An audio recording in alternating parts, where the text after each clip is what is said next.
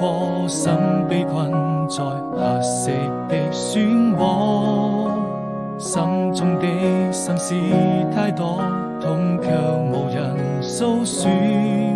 離開就會難過，愛人總要飽受折磨。美好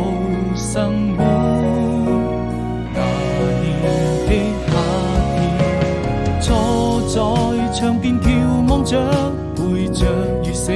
日落，怕自己內心那麼脆弱，還無法擺脫，照亮了你和我已被遺忘的角落，用情也勝我，